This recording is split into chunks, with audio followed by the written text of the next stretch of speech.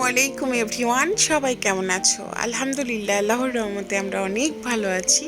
আশা করি আল্লাহ তোমাদেরকেও ভালো রেখেছে। সুস্থ আছি, বেঁচে আছি, সবাই একবার বলি আলহামদুলিল্লাহ। আর যেহেতু সুস্থ আছি, তো তার জন্য আরও একটা নতুন ব্লগ নিয়ে তোমাদের সামনে চলে আসলাম। তো বরাবরের মতোই আমার ব্লগটা কিন্তু আমি সকাল থেকেই শুরু করেছি। তো আজকে সকালে কিন্তু তোমার হচ্ছে যে আমাদের ব্রেকফাস্টটা হচ্ছে গরম গরম ভাত আর ডিম ভাজা। তো ভাবছিলাম যে ডিম ভাজা যেহেতু ভাত আর রাতের কিছু ডাল ছিল, আসলে ডালটা থাকার জন্যেই আমি প্ল্যান করেছিলাম যে ডিম ভাজা দিয়ে ভাত খাবো। তো তার জন্য 4টা ডিম একসঙ্গে আমি ভেজে নিচ্ছি। আর ব্লগের শুরুতেই বলতে চাই, তোমরা যারা নতুন বন্ধু আমার ব্লগটা দেখছো, অবশ্যই শেষ পর্যন্ত দেখো। আর ভিডিওর যে কোনো একটা পার্ট যদি তোমাদের পছন্দ হয়ে যায়, অবশ্যই ভিডিওতে লাইক দিও, কমেন্ট করে তোমার মতামত জানিয়ে ভালোবেসে আমার পরিবারকে সাবস্ক্রাইব করে আমার সাথে থেকে যেও। সো চলো দেখা যাক, শেষ পর্যন্ত দেখো আমার এই ব্লগটা। আমরা বাঙালি ডাল আর ডিম ভাজা বা আলু ভর্তা, এই খাবারের যে একটা কমিউনিকেশন, এটার কিন্তু মানে আমরা বাঙালিরা বলতেই পাগল। ভর্তা, ডাল, ডিম ভাজা খাবারটা কিন্তু অমায়িক একটা খাবার। তো খাবার নিয়ে আর কথা নাই বলি, আমাদের ব্রেকফাস্ট অ্যাকচুয়ালি শেষ। আমি ভাবলাম যে আমি চা খেয়ে নেই, কেননা আমার বাচ্চাকে আবার পড়াতে হবে, যেহেতু তার আরও একটা ফাইনাল এক্সাম বাকি আছে। আর আমি আমার ঝুড়িটা দেখছিলাম যে কয়টা আম আছে, কেননা আম যেহেতু শেষের দিকে আবার আম নিতে হবে। চা খাওয়ার পরে বাচ্চাকে আমি একটু কিছুক্ষণ পড়ালাম, ইভেন আরও পড়া দিয়ে আসছি। তো রান্না করতে চলে এসেছি, আর আজকে রান্না হবে চিংড়ি মাছ। আর চিংড়ি মাছ অনেকগুলো নিয়ে নিয়েছি, কেননা দুপুর আর রাতে একসঙ্গে খাবো দেখে। তো আজকের চিংড়িটা রান্না হবে কুমড়া দিয়ে, চাল কুমড়া যেটাকে বলে, আর রান্না হচ্ছে তোমার ভেন্ডি ভাজি। আজকে দুপুরে এই দুইটা আইটেমই, কেননা প্রচণ্ড রকম গরম পড়েছে, তার মধ্যে রান্না করার তো আমার কোনো ইচ্ছেই নেই, কিন্তু পেট আছে, খেতে হবে। আর তাছাড়া আজকে শরীরটা না আমার খুবই খারাপ লাগতেছিল, মনে হচ্ছিল না যে আমি কোনো একটা কাজ করি বা রান্না করি বা বাচ্চাকে পড়াই।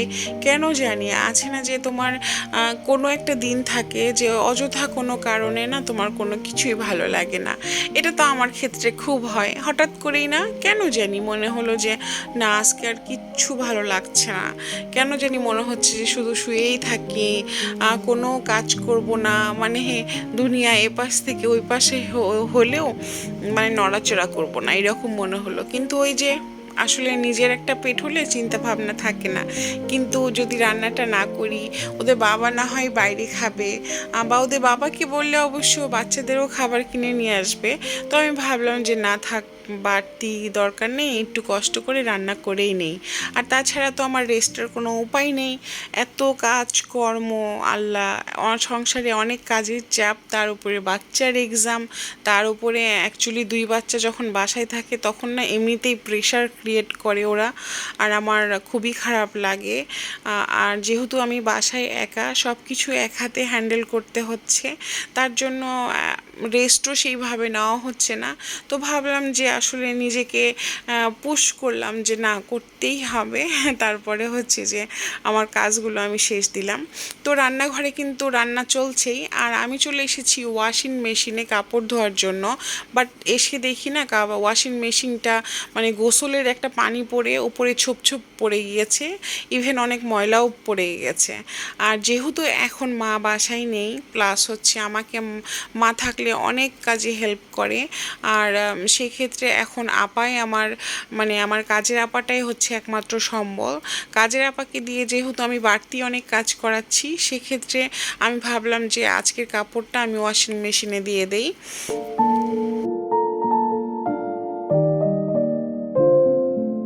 সংসারের কাজ আসলে চলবেই, তুমি বসে থাকলেও আসলে আছে না, তুমি কতক্ষণ বসে থাকতে পারো? আজ একবেলা রেস্ট নিলে আরেক বেলা করতেই হবে, বরঞ্চ তোমাকেই করতে হবে, বসে থেকে কোনো লাভ নেই। আর তাছাড়া যেখানে ছোট ছোট 2টা বাচ্চা না, সেইখানে কখনো মনে করো চিন্তা ভাবনা মুক্ত করে কখনো রেস্ট নেওয়া যায় না। তো যাই হোক, আজকে কিছু কথা বলতে চাই, হ্যাঁ শেয়ার করতে চাই। বেশ কিছুদিন ধরে আমার ব্লগে আলহামদুলিল্লাহ আলহামদুলিল্লাহ অনেক নতুন নতুন আপুরা অনেক সুন্দর সুন্দর কমেন্ট করে, আমার খুবই ভালো লাগে। আমার শপিং সম্বন্ধে জানতে চায় বা আমার সংসারের অনেক আইটেম থাকে যেগুলো স্পেসিফিক কোনো আইটেম তারা আমাকে লেখার চেষ্টা করে যে এটার পিকচার দিতে, বা অনেক রকম মানে আছে না যে আমার ভিডিও দেখে যে তোমাদের হয়তো কিছু ভালো লাগছে দেখেই তোমরা কমেন্ট করো, আর এই জিনিসটা না আমার খুবই ভালো লাগে। তোমাদের সঙ্গে কথা বলতে বলতে আমি ভিডিওর কিন্তু অনেক দূরে চলে আসছি। অ্যাকচুয়ালি আমি যে কাপড়গুলো তোমার ওয়াশ করতে দিয়েছিলাম সেই কাপড়গুলো আমি বের করেছি প্রায় 2 ঘন্টা পরে, কেননা কাপড়গুলো ওয়াশ হয়ে জাস্ট ওয়াশিং মেশিনে ছিল, তারপরে আমার একটু মানে লেট হয়ে গিয়েছিল। আর অনেক সময় তো আমি ভুলেও যাই কাপড় বের করতে যে আমি কাপড় ধুইতে দিয়েছিলাম। তো যাই হোক, আজকে নতুন একটা রেসিপি তোমাদের সঙ্গে শেয়ার করব। এটা হচ্ছে যে তোমার সন্ধ্যার একটু আগে, তো আমি ভাবলাম যে আজকে বাচ্চাদেরকে নতুন কিছু একটু ট্রাই করি, বাট আমি খুব মানে এটা শেয়ার করার কোনো রকম কোনো প্ল্যান ছিল না। হঠাৎ করে মনে হলো যে আজকে একটু বাচ্চাদের ভিন্ন ধরনের তোমার স্ন্যাক্স, ইভিনিং স্ন্যাক্স যেটাকে বলে, সেটা আমি বানিয়ে দেই। তো ভাবলাম যে গাজর বা ক্যাপসিকাম বা চিকেন তোমার থাকলে না খুব ভালো হতো। আর এটা যেহেতু আমি প্ল্যান করে করিনি, বাট একদিন অবশ্যই আমি তোমাদের সঙ্গে সব কিছু গুছিয়ে দেন শেয়ার করার চেষ্টা করব। আর চিজ আমার ফ্রিজে ছিল, আর ব্রেড তো সবসময় বাসায়ই থাকে।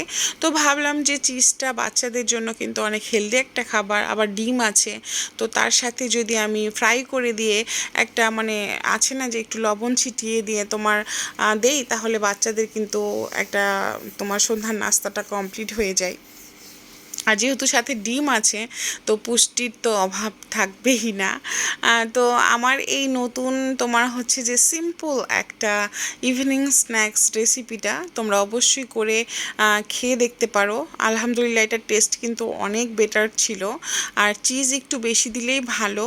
আর আমার চিজটা যেহেতু তোমার ফ্রিজে ছিল তো ডিপে ছিল, কাটতে আমার খুব কষ্ট হচ্ছিল।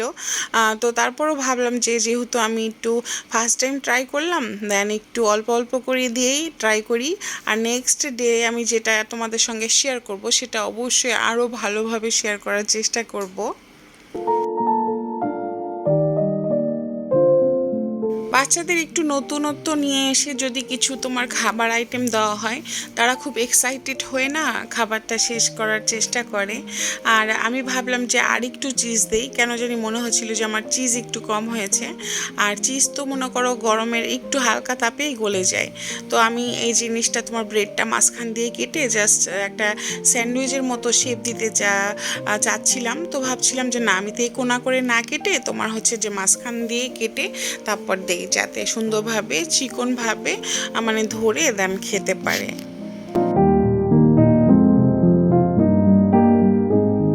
তোমরা আমার যারা ব্লগ রেগুলার দেখো তারা অবশ্যই জানবা যে আমার বাচ্চাদেরকে আমি পরোটা বলো বা অনেক কিছু থাকে যেটা আমি ঘি দিয়ে ফ্রাই করে দেই। আর এই ব্রেডটা কিন্তু আমি সম্পূর্ণ একদম ঘি দিয়ে ফ্রাই করেছি, যাতে মানে সব কিছু হেলদি। এটা বাচ্চাদের জন্য খুবই ভালো খাবার, আর ওদের বাবার জন্য বানিয়েছি। অ্যাকচুয়ালি শুধু বাচ্চাদের জন্য না, যে আমাদেরও সন্ধ্যার একটা নাস্তা হয়ে যাবে। ছোট ছোট করে আমার সংসারের অনেক কিছুই তোমাদের সঙ্গে শেয়ার করার চেষ্টা করি। আশা করি তোমাদের ভালো লাগবে, আর অবশ্যই ভালো লাগলে তোমাদের মতামত জানাতে ভুলো না। আর যদি বেশি ভালো লেগে যায় অবশ্যই আমার পরিবারের সাথেই থেকে যেও।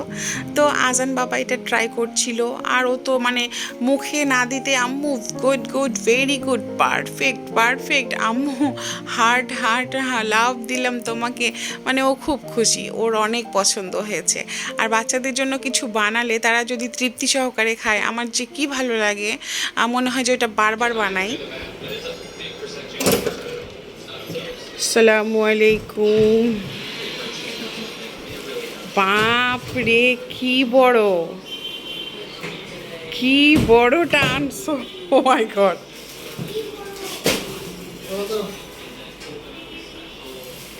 আবার লিচু, ও কতগুলা লিচু আনছো, তুলতে পারছে না। বাপ রে, দেখি, মা গো মা, স্বামী নিয়ে কি নিয়ে আসলো, এত বড়টা কেন, কি আমার উপর রাগ করে?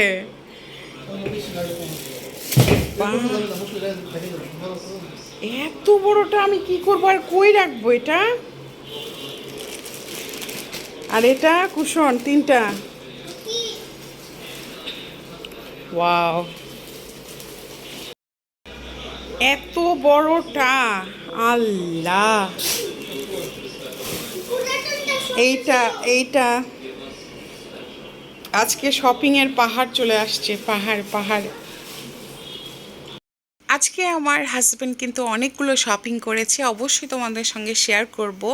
আর যে পাহাড়টা কিনে এনেছিল, বিশাল বড় একটা তোমার বক্সটা কিনে এনেছিল, তো সেইটা না বড় হয়েছে, এজন্য ও ওইটা পাল্টিয়ে তারপরে আবার এই 2টা এনেছে।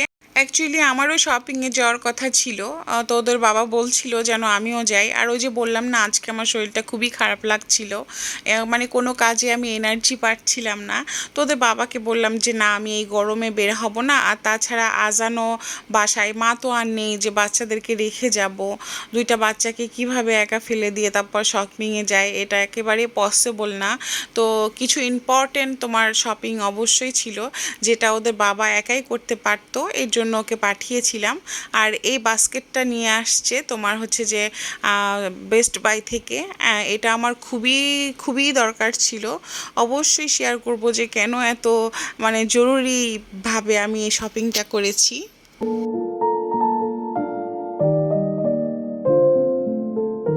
এখন বাজে প্রায় রাত 9টা বা সোয়া 9টা। যেহেতু আমার বাচ্চার ইভিনিং ক্লাসটা শেষ হয় তোমার 9টার দিকে, তো আর রেদওয়ান বাবাকে জাস্ট স্কুল থেকে নিয়েই আমরা চলে এসেছি দিয়াবাড়িতে।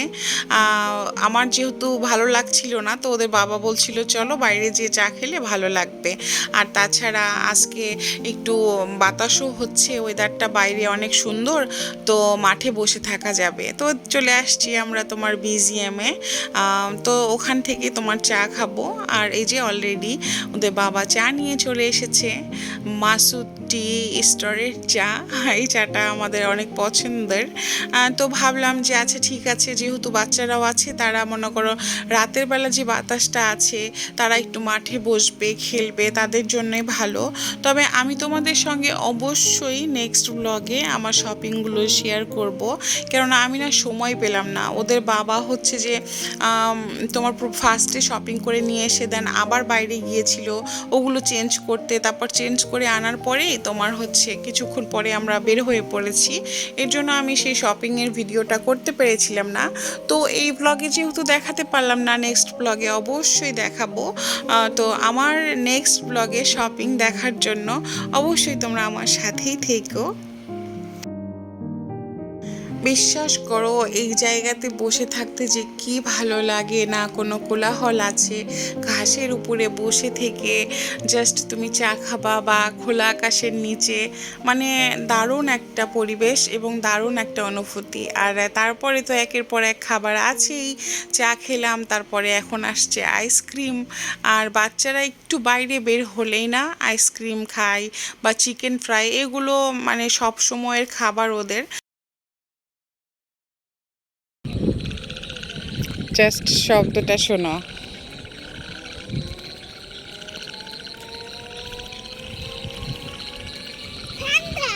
বাবা পানি কাদা।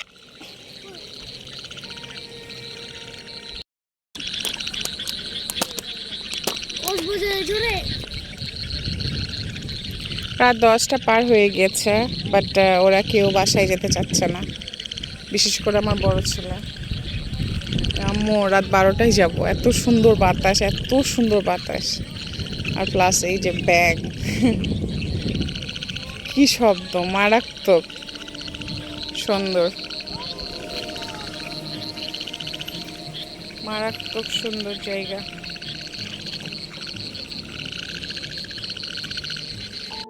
ফাইনালি 2 বাচ্চাকে রাজি করিয়ে প্রায় 11:15টার দিকে আমরা বাসার দিকে রওনা দিলাম।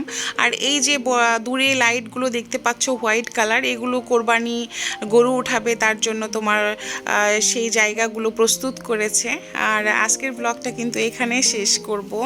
আর আমাদের আজকের ব্লগটা কেমন লাগলো অবশ্যই জানিও। আর এই যে দেখো শপিংগুলো আমি অবশ্যই নেক্সট ব্লগে তোমাদের সঙ্গে শেয়ার করব, আমার সাথেই থেকো এবং অনেক ভালোবাসা দিও। আজকের জন্য আল্লাহ হাফেজ।